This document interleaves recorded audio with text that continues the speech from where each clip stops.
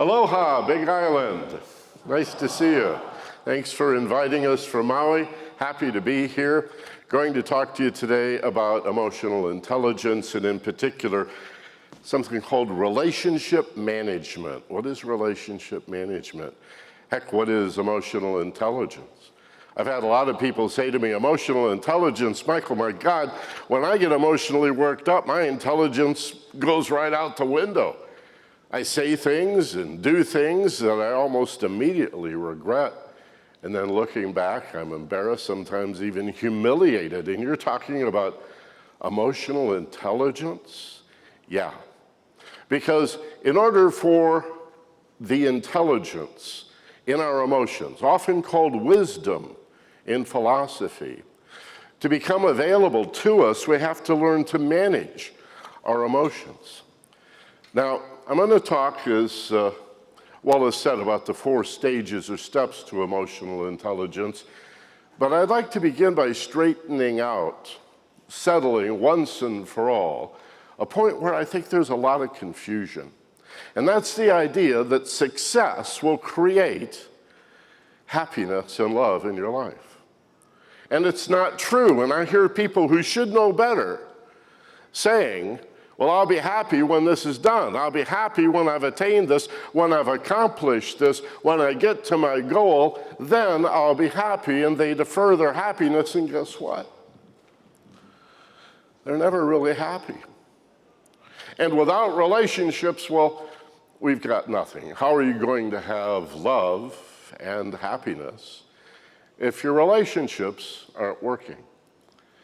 And a core principle in emotional intelligence is your relationships are not going to work if you don't understand yourself. And unless and until you know yourself, the ancient Greeks said that even before their time, know thyself was inscribed over the oracle to Apollo at Delphi in ancient Greece. This is Plato and Socrates saying, yeah, back in the day, right? You'd go to church and you'd have a problem with somebody in your life, and on the way in, over the oracle, it says, hey, buddy, this is really about you. Responsibility is what we're talking about today.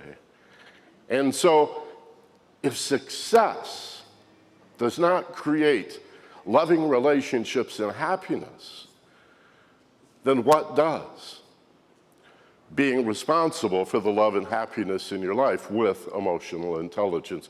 That's my position today, and I've got at least 2 important takeaways for you today, maybe more than that. Maybe the first one is the idea that if success does not create happiness and love, and I know you're arguing with me in your mind right now, and yet let me say, how many successful people do you know who are miserable?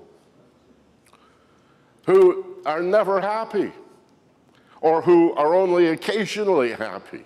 It's like the weather. How you doing? Because we're never really sure. You're successful, you're powerful. Doesn't that mean you're empowered? Why aren't you happy? Why are you miserable? Why are you blaming me? Why are you taking your misery out on me? So if we know many successful women and men who are not happy, let's drop this meme that happiness is a function of success and turn it around and understand that happiness and love is the way to success. Happiness and love is the way. In the 60s, we learned in the peace movement, there is no way to peace, that peace is the way. And so it is with happiness and love. There is no way to become happy or to create or manifest love in your life without empowering yourself by saying, I am a happy person. And not only do I have the love I'm looking for, I am the love that I'm looking for. And I'm going to talk to you a little bit about how to do that today. First of all, these 4 steps or 4 stages to emotional intelligence, they are self-awareness and self-management, and then social awareness and relationship management. So the first 2 are about know thyself, And the other two are about empathy and caring about other people and giving what it is you want to receive. We all know these principles, these axioms about you reap what you sow. Nobody ever taught you that you should sow what you reap. Nobody said it's receive and give, but we often behave that way. What does it mean to be self-aware? It means to know yourself, to understand yourself, and then the second part, to manage those feelings. How do you do that? Well, you do it essentially by feeling safe and relaxed. There was a time in the history of humanity where meditation by any name, contemplation, introspection, rumination, reflection, 60s, we called it spacing out or spacing in, but going to that altered level of awareness where things made sense, where what had appeared to be conflicts now came together in harmonious ways. And instead of everything being this or that, it started looking like this and that.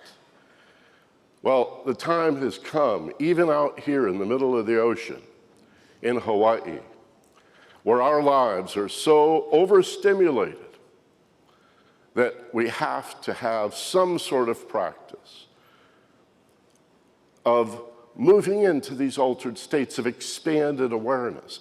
And I've studied scores, hundreds of meditation, contemplation, and introspection techniques, and I'm here to tell you there's 3 parts to every single one of them, and 3 messages to the brain that are saying, you know, I realize you're overstimulated and you're confused and you think you're in danger, but you're really not. You're just over-confused and stimulated to an excessive degree. Those 3 messages are, I'm going to close my eyes.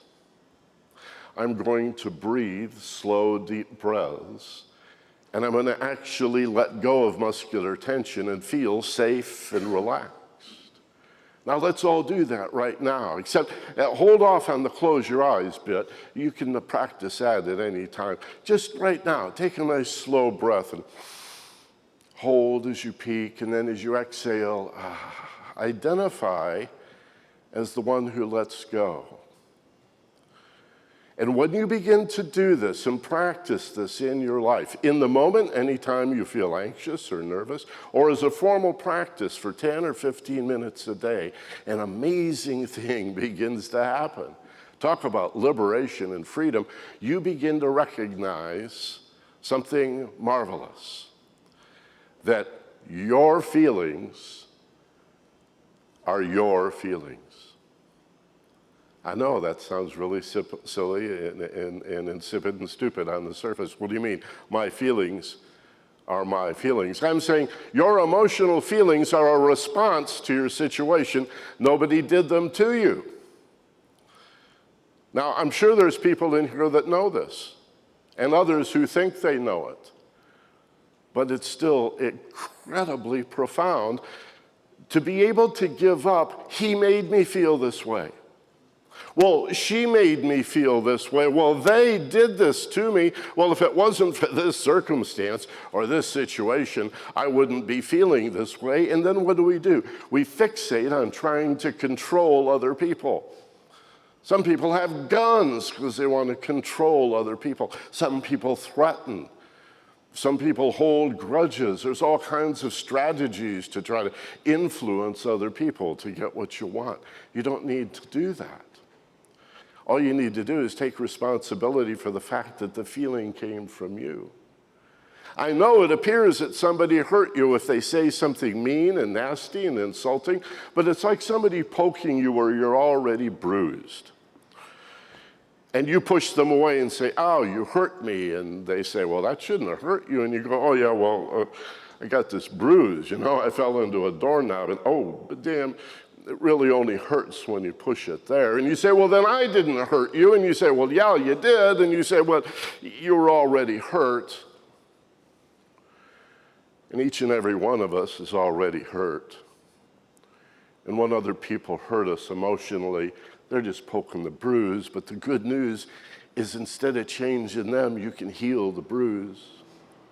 So if somebody says something mean and nasty and hurtful and insulting to you, you can whisper to yourself inside, that's not true. I'm really not. I remember a time when I thought I was stupid and clumsy and not pretty enough and inadequate, but it's really not true, you see. And then the other part of emotional intelligence, the empathy. This is simply caring about other people. And now you've empowered yourself to care. Dr. Norman Vincent Peale, 60, 70 years ago, wrote a book, How to Win Friends and Influence People. And what it comes down to is simply one principle. Just sincerely love other people. Care about them. If love has been stolen from us by advertisers and pop site gurus, then let's steal it back. Let's talk about the many, many qualities of love, including caring. And you can take responsibility for the love and the happiness in your life. Let me leave you with a little story. Imagine two people on a lifeboat out here in the middle of the Pacific. God forbid their boat sank, and they have no life preservers, and they're in this little rubber life raft, and they confess to each other, I can't swim. The other one says, frankly, neither can I. What are we going to do? Can't swim? No life preservers. If we lose this life raft, we're going down. Lug, lug, lug. We're fish bait. And they think about their dilemma for a while, and suddenly one of them says, I know, I got it. I have a brilliant insight. I know what we're going to do. I'm going to save you, and then you can save me. Or if you want to do it the other way around, if you promise to save me, then I'll save you. And I used to ask my clients and my students, why is that absurd? And fewer than half could even tell me what was ridiculous about that. They knew it was, but they couldn't find the words because we're not familiar with the idea of real responsibility for yourself. And you say, well, I would never make a bargain like that, Michael. That is really inane. That is really childish. And how many of us have gone out into the world lonely and empty, unhappy, without love in our lives, looking for a relationship to complete us, and finding another lonely, empty person that's saying, I'll fill you up if you'll fill me up. I'll love you if you love me. And the funniest thing is, initially it might even seem to work, but after a while, those empty spots come back because they're yours. The result of you not really knowing what's so wonderful and lovable and truthful and wise about you. And now, because we gave them credit for filling us, now we blame them. How come you don't love me anymore? There was a time when you filled me. And they're going to say, funny you should mention it, because I was just thinking the same thing. What happened? We can have happiness and love in our lives. We can put our feet directly on the path to success and anything that you want in your life when you use emotional intelligence to take ownership of your feelings. They are your response to the world. It's not being done to you. Aloha, mahalo. Thank you very much.